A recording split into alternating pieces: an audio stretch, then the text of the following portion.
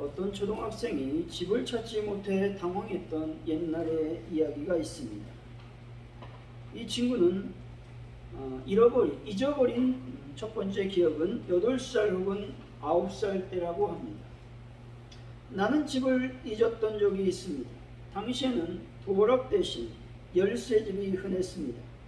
문을 열 수 있는 집 열쇠를 잊어버리는 것은 아주 큰 일입니다. 비밀번호가 노출되었을 때 바꾸면 그만이지만 열쇠를 잊어버리면 열쇠집을 바꾸지 않는 이상 항상 위험에 노출되어 있습니다. 어린 나는 열쇠가 없었고 집에 가서 초인종을 누르면 부모님이 열어주셨습니다. 그날도 학교를 마치고 엘리베이터를 타고 까치발을 들어 11층 버튼을 눌렀습니다. 현관 앞에서 초인종을 눌렀는데 문이 열리지 않는 겁니다. 이상했습니다. 그 시간에는 엄마가 있어야 했으니까, 어디 잠깐 나간다는 말도 없었으니까 나는 기다렸습니다. 10분 정도 기다린 것으로 기억하는데 어린 나에게 현관 앞에서 10분은 매우 길었습니다. 문득 평생 그 문이 열리지 않을 것 같은 공포감에 사로잡혔습니다. 그때 했던 생각이 정말 정확하게 기억나지는 않습니다. 가족이 나를 버리고 다른 곳으로 이사를 갔구나 생각이 들었습니다. 난 다급해졌습니다. 서럽게 문을 두드렸습니다. 아무리 문을 열어달라고 울부짖어도 나의 사정을 알아주지 않았고 나는 다시 엘리베이터를 타고 1층으로 내려갔습니다. 다른 방법을 찾아야만 했기 때문에 그렇습니다. 그런데 엘리베이터를 타고 나가는 길의 풍경이 평소와 달랐습니다. 1층 현관에 보이는 바깥 모습이 우리 집이 아니었습니다. 1101호인데 1103호 가서 초인종을 눌렀던 것이죠. 사실을 깨달았을 때 창피함은 지금도 생생합니다. 그럼에도 불구하고 집이 있다라고 하는 생각에 공포는 사라지고 기쁨과 평안이 찾아왔습니다.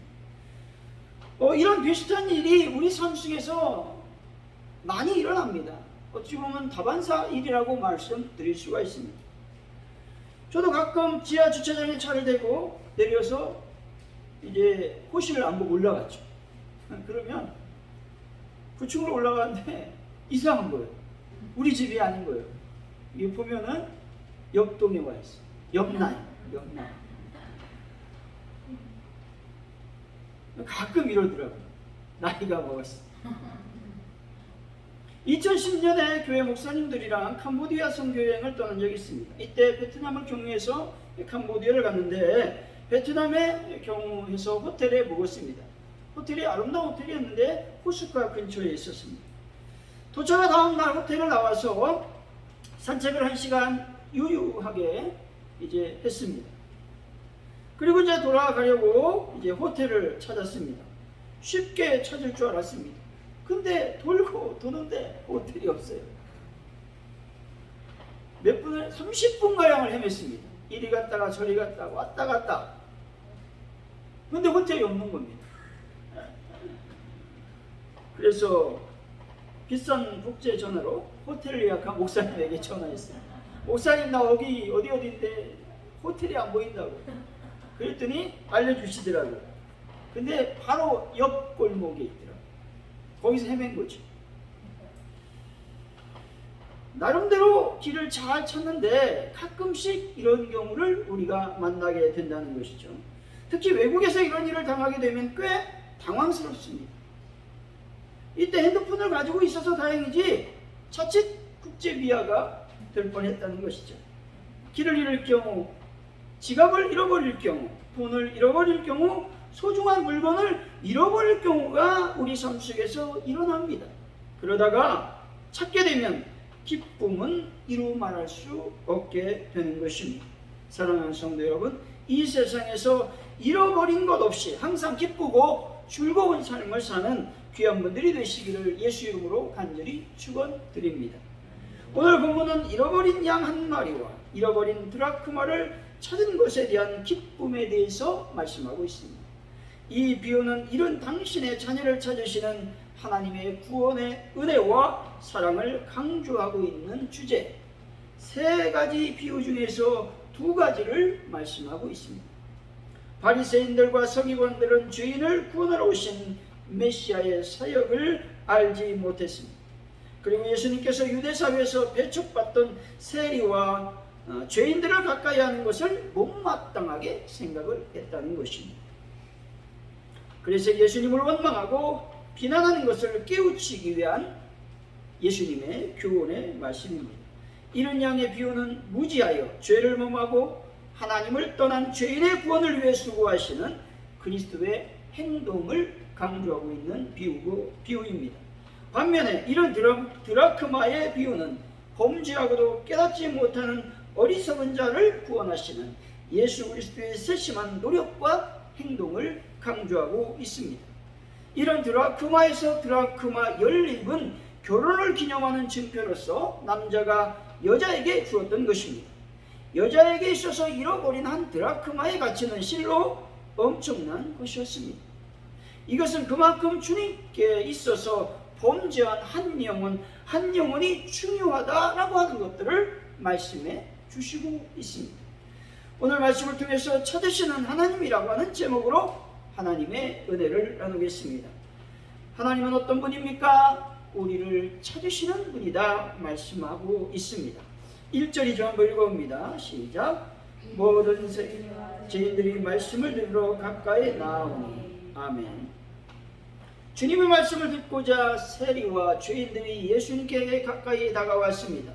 여기서 모든 죄인들은 유대 사회에서 소외된 자들을 말하고 있습니다. 이들은 주님께 가까이 나왔습니다. 가까이 나왔다라는 의미는 주님의 은혜를 사모하고 그 말씀에 순종하고자 주님께 나왔다라는 말입니다. 바리새인들은 늘 주님 곁에 있었지만 그들은 주님의 은혜를 사모하지 않았습니다. 다만 그들은 주님의 감시자요 대적자로서 가까이 있었다라는 것입니다. 영국의 작가 프린시스 톰슨이라고 하는 사람이 있습니다. 이분은 아버지로부터 사랑받지 못하며 외로운 유년기를 보냈습니다. 그는 아버지의 기대에 어긋나게 신부도 못되고 또한 의사도 되지 못했고 군인도 되지 못했습니다. 아버지는 옥스퍼드에서 수학하기를 원했지만 이 톰슨은 마약에 빠져 런던의 빈민굴에서 살았습니다. 그런 중에서 그는 자신을 계속하여 추적해 오시는 주님을 경험하게 됩니다. 주님의 추적에서 벗어나 보려고 발버둥 치다가 결국 예수 그리스도 앞에 무릎을 꿇게 되었고 그의 인생은 극적으로 바뀌게 됩니다. 그리고 천국의 사냥개라는 기념비적 시를 쓰게 됩니다. 내용은 이렇습니다. 나는 그에게서 도망쳤네. 밤에도 낮에도 나는 그에게서 도망쳤네. 수많은 세월 동안 나는 그에게서 도망쳤네. 내 마음속에 미궁 같은 길로 슬픔 속에서도 그를 피해 숨었다네. 나를 따라오는 추적해오는 그 힘찬 발소리, 그러나 서두르지 않고 흐트러지지 않는 걸음걸이, 장엄한 긴박함으로 한 목소리가 두드린다. 발소리보다 더 긴박하게 내가 나를 배반했기에 모든 것이 너를 배반한다. 일어나라. 내 손을 꼭 잡고 가자. 내 곁에서 멈추네. 그 발자국 소리. 아, 어리석고 눈멀고 연약한 자여, 내가 바로 내가 찾는 자이니라. 내용입니다. 아버지가 싫어 아버지를 떠나고 주님까지 버렸던 톰슨은 결국 주님 하나님의 보살피시고 추적하심에 따라 주님께 돌아왔습니다. 이 모든 일련의 과정들은 오직 하나님께서 톰슨을 살피시고 돌보셨기에 가능한 일이었습니다. 시편 30편 24절입니다. 그는 넘어지나 아주 엎드러지지 아니하면 여호와께서 그의 손으로 붙드심이로다 말씀합니다. 우리가 실패할 수도 있습니다. 넘어져서 일어나지 못할 지경에 처할 수도 있습니다. 그러나 하나님은 결코 그런 나를 버리지 아니하시고 당신의 손으로 나를 붙들고 계심을 여러분들은 꼭 믿으시기를 바랍니다. 창세기 16장 13, 14절입니다. 하갈이 자기에게 이르신 여호와의 이름을 나를 살피시는 하나님이라 하였으니 이는 내가 어떻게 여기서 나를 살피시는 하나님을 비었는고 함이라. 이름으로 그 셈을 부엘라 헤울이라 불렀으며 그것은 가데스와 베렛 사이에 있더라 말씀합니다. 하갈은 사라가 학대함으로 도저히 견디지 못해서 도망쳐버렸습니다. 그런데 광야에서 우물을 만나는 것이죠. 광야에서 셈을 만났다는 것은 생명의 연장을 의미하고 하나님의 은혜를 뜻합니다. 하갈이 광야에서 우물을 만나 거기서 고백하는 것입니다. 하나님은 나를 살피시는 하나님이다 라고 말입니다. 반드시 하나님은 나를 살피시고 돌보시며 인도하시고 나를 찾으시는 분이다 라는 것입니다. 그러나 사단은 우리를 가만두지 않고 늘 괴롭히고 하나님과 멀어지도록 애를 쓰고 있다는 사실입니다. 2절이죠. 한번 읽어봅니다. 시작. 바리새인과 서기관들이 수군거리 이르되 이 사람이 죄인을 영접하고 음식을 같이 먹는다 하더라. 아멘.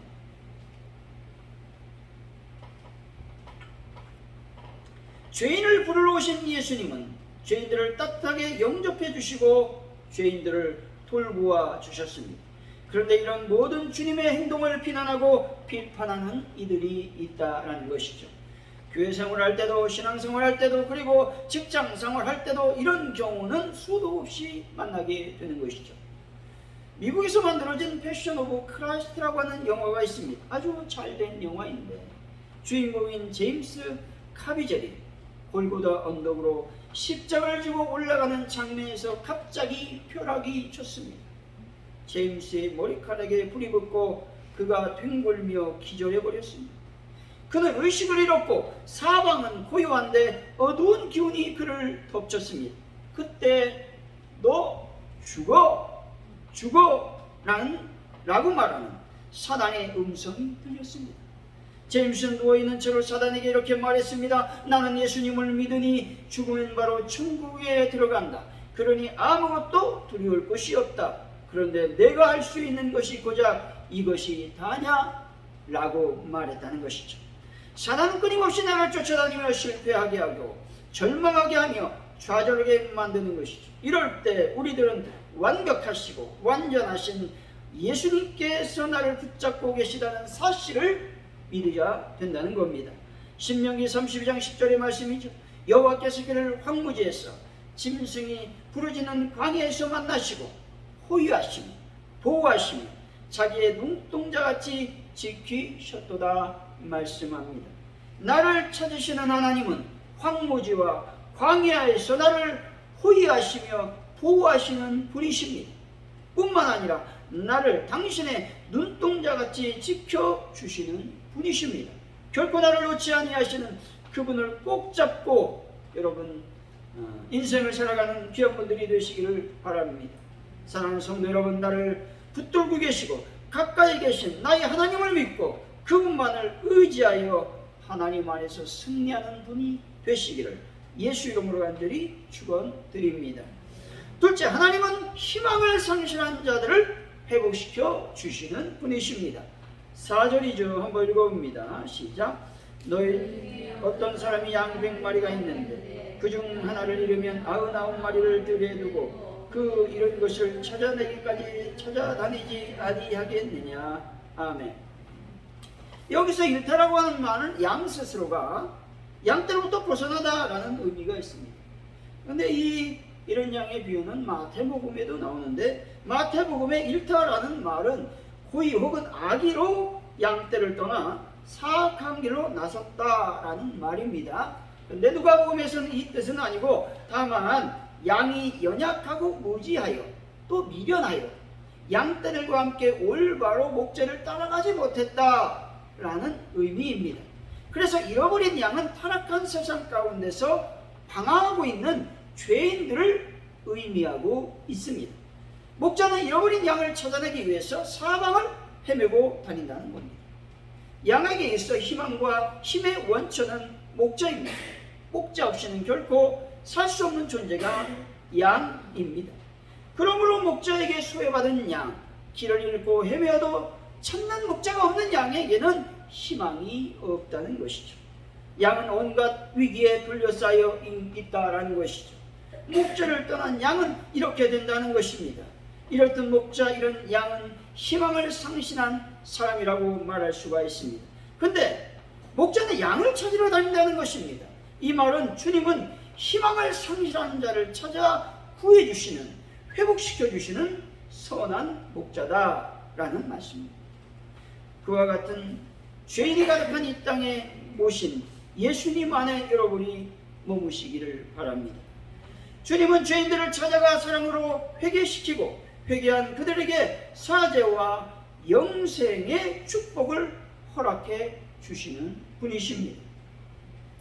영국의 수상까지 지낸 윈스턴 처칠의 사람은 학교 성적이 중간에 미치지 못했습니다. 그러나 학교에서는 말썽꾸러기 학생으로 유명했습니다. 아마도 아버지 빽이 아니었으면 퇴학당하여 졸업도 못했을 것입니다. 그런데 처칠이 대학을 거쳐 영국 군대에 들어갔고 자신의 가치를 발휘하여 67세에 영국의 수상으로 선출이 되었습니다. 세월이 흘러 말썽만 피웠던 모교에서 졸업식 연설을 했습니다. 이때 처칠은 학생들 앞에서 이렇게 말합니다. 학생 여러분, 무슨 일이 있어도 포기하지 마십시오. 끝까지 포기하지 마십시오. 그리고 절대로 포기하지 마십시오 라고 말했습니다. 어찌 보면 처칠은 인내를 강조하고 있다는 것이죠. 그렇다면 우리가 끝까지 포기하지 말고 인내해야 되는 이유는 과연 무엇입니까? 왜 절망하지 말고 낙망하지 말아야 되는 이유가 어디에 있겠습니까? 그것은 참 목자이신 예수님께서 나를 끝까지 포기하지 않고 찾아오시기 때문에 그렇습니다. 또한 나에게 힘을 주시고 회복시켜 주시기 때문에 그렇습니다. 예수님의 집념은 어느 정도일까요? 4절 하반절에 이렇게 말씀하죠. 찾아내기까지 찾아다니지 아니하겠느냐 말씀합니다. 목자들이 이런 양을 찾는데 모든 것들을 쏟아붓는다는 겁니다. 험준한 들과 계곡을 누비어 기어코 이런 양을 찾아온다는 것입니다.